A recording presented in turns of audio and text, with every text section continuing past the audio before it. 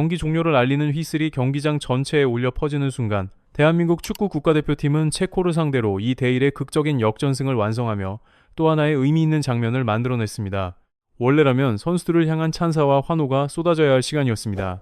그러나 숫자와 기록만을 절대적인 기준으로 삼는 현대 축구의 분위기 속에서 관심은 전혀 다른 방향으로 흘러갔습니다. 주장 완장을 차고 그라운드를 누빈 손흥민이 비판의 중심에 서게 된 것입니다. 전광판에는 69분 출전, 슈팅 6회, 유효 슈팅 0회, 득점 0이라는 기록이 남아있었습니다. 차가운 수치만 바라본 일부 해외 매체와 소셜미디어 이용자들은 곧바로 공격적인 평가를 쏟아냈습니다. 나이의 무게가 결국 그의 움직임을 둔하게 만들었다는 주장도 있었고 이미 전성기가 끝난 선수가 됐다는 혹평도 등장했습니다. 심지어 아시아 축구 역사상 가장 위대한 상징 가운데 한 명인 그가 이제는 젊은 선수들에게 무대를 넘겨주고 뒤로 물러설 시점이라는 비아냥까지 이어졌습니다. 그들의 시선 속에서 손흥민은 단지 골을 넣지 못한 공격수에 불과했습니다. 기록지 위에 적힌 몇 개의 숫자만으로 살아있는 전설의 가치를 평가하려 했던 것입니다. 하지만 거센 비난이 몰아치던 그때 그 모든 평가를 정면으로 뒤집는 강력한 목소리가 등장했습니다. 공간 활용과 게겐프레싱 전술의 대가로 불리는 세계적인 명장 위르겐 클롭 감독이 손흥민을 옹호하며 자신의 견해를 내놓은 것입니다.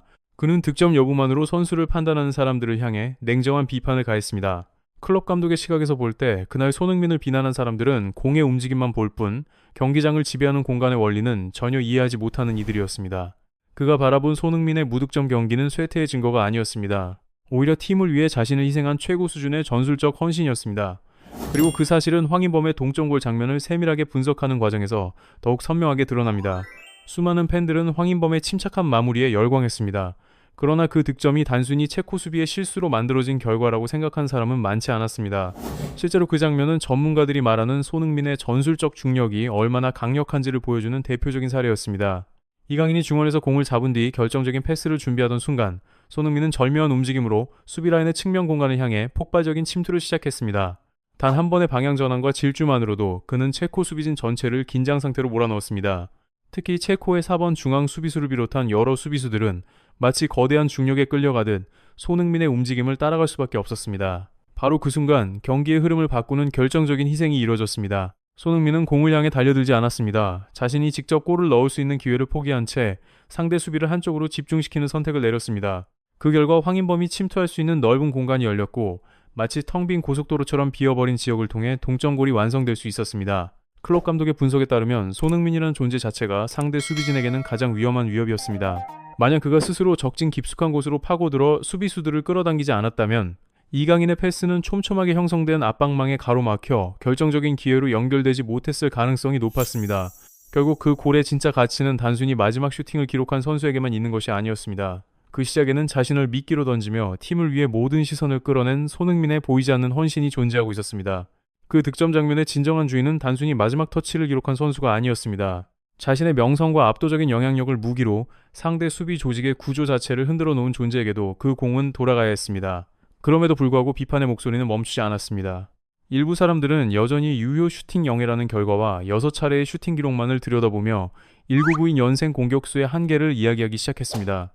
그러나 겉으로 보기에는 성과 없이 끝난 것처럼 보이는 그 6번의 시도 속에는 상대 수비수들에게 가해진 가장 잔인한 정신적 압박이 숨어 있었습니다. 클롭 감독은 단순한 숫자를 넘어선 본질을 바라봤습니다. 그의 분석에 따르면 그 슈팅들은 운에 기대어 무작정 날린 시도가 아니었습니다. 또한 골에 대한 갈증 때문에 만들어진 성급한 선택도 아니었습니다.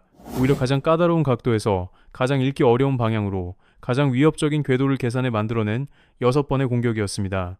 만약 체코 대표팀의 세계 정상급 중앙 수비수 입장이 되어본다면 그 의미는 더욱 선명해집니다. 등번호 7번을 달고 있는 손흥민이 슈팅 동작에 들어갈 때마다 수비수들은 극도의 긴장 상태에 빠질 수밖에 없었습니다. 각도가 아무리 좁아도 그 공이 골문을 향해 위험하게 휘어질 수 있다는 사실을 너무나 잘 알고 있었기 때문입니다. 비록 골망이 흔들리지 않았다고 해도 상황은 달라지지 않았습니다. 공이 그려내는 날카로운 곡선과 위협적인 탄도만으로도 수비진은 엄청난 심리적 부담을 떠안아야 했습니다. 매 순간 집중력을 최고 수준으로 유지해야 했고 단 한 번의 방심조차 허용되지 않았습니다. 눈을 잠시 돌릴 수도 없었습니다. 발을 반 걸음 물리는 것조차 위험했습니다. 경기장 어느 지점에서도 결정적인 장면을 만들어낼 수 있는 선수가 눈앞에 있었기 때문입니다. 언제 실점으로 이어질지 모른다는 공포는 계속해서 체코 수비진을 짓눌렀습니다. 그리고 그 압박은 몸싸움보다 더 잔혹하게 선수들의 신경을 소모시켰습니다. 체력 역시 빠르게 깎여 나갔습니다. 여기서 클롭 감독은 또 하나의 전술적 칭의를 설명했습니다. 그것은 체력 소모를 유도하는 전략이었습니다. 전반전 동안 손흥민이 추구한 목적은 개인 기록이나 영광이 아니었습니다. 경기 데이터를 살펴보면 그 사실이 분명하게 드러납니다. 32세의 베테랑인 그는 젊은 선수들 못지않은 활동량을 보여주며 시속 35.2km에 달하는 최고 속도의 전력 질주를 반복했습니다. 그것도 2km 이상 거리에서 지속적으로 수행했습니다. 크고 무거운 체격을 가진 유럽 수비수들의 약점을 정확하게 겨냥한 선택이었습니다. 손흥민은 스스로를 상대 체력을 깎아내리는 전술적 도구로 변화시켰습니다. 그의 끊임없는 침투와 질주를 따라가기 위해 체코 수비수들은 계속해서 근육을 혹사해야 했고 펜은 한계까지 사용될 수밖에 없었습니다. 중앙 수비수들에게 손흥민과의 속도 경쟁은 사실상 불가능에 가까운 과제였습니다.